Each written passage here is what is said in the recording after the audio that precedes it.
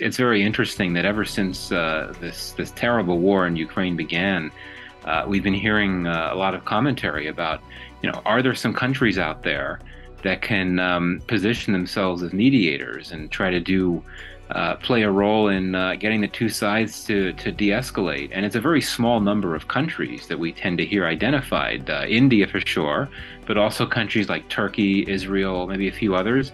But Pakistan, generally speaking, has not been a part of those conversations, which I think it makes it all the more interesting that indeed.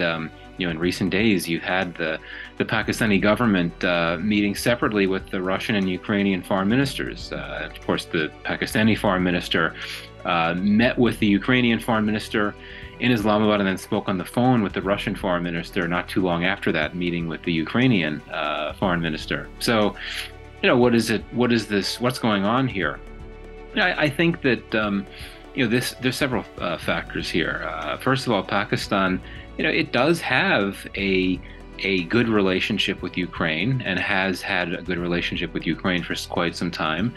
And what we've seen over the last few years is its relationship with Russia has been warming. I would argue that for many years, Pakistan-Russia relations were not very good at all, mainly because Russia was so close to India, and they remain close today. But we've seen what I would describe as a bit of a shift over the last few years, where we've seen Pakistan and Russia be able to identify some convergent interest. Certainly one related to Afghanistan. Both the Russians and the Pakistanis, I think, felt very similarly about how things were evolving in Afghanistan. Soon before the U.S. withdrawal, they both favored talks with the Taliban. They both were concerned about Islamic State Khorasan based in Afghanistan.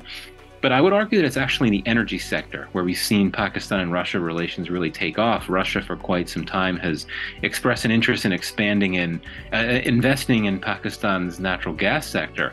But only over the last year or so have you seen some real forward movement in that, in terms of talks on very concrete levels about energy cooperation. And of course, now, just in recent months, Pakistan became an importer of Russian oil. So bottom line is that Pakistan is, with that small group of nations that has a pretty good relationship with both countries and could conceivably, hypothetically, position itself as a mediator. And when it comes to the Black Sea initiative, this is obviously a very non-controversial issue. It's something that most people want to see succeed, obviously. So I think that perhaps Islamabad feels an opportunity there to do its part to push the two sides, particularly the Russians, to get this thing going again.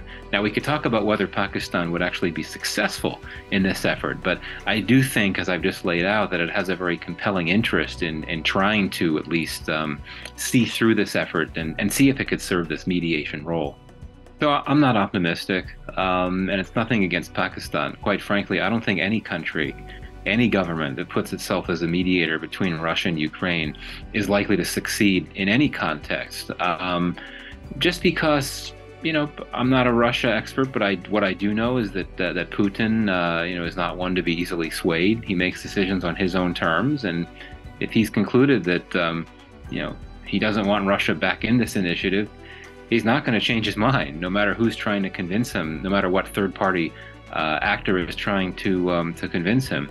But what I would say, what Pakistan does have going for it, is that trying to get both countries to move forward again with this Black Sea grain initiative is a much less heavy lift. It's a much less ambitious goal than an actual attempt to try to mediate an end to the war.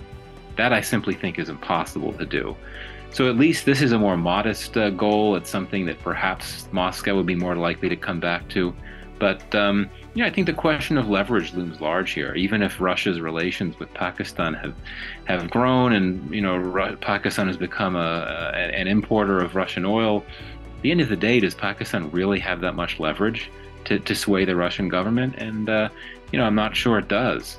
So that's why I think that we have to be very cautious, and we certainly should not get overly excited about this. Not to mention, as the government in Pakistan will presumably be ending within the next few months. Caretaker government coming in soon, elections due in a few months. So that means that whatever momentum may have been launched by this effort by Islamabad now, it could be interrupted or will be interrupted because this government just has a few more weeks in power. So that's the domestic political factor in Pakistan looms large here as well.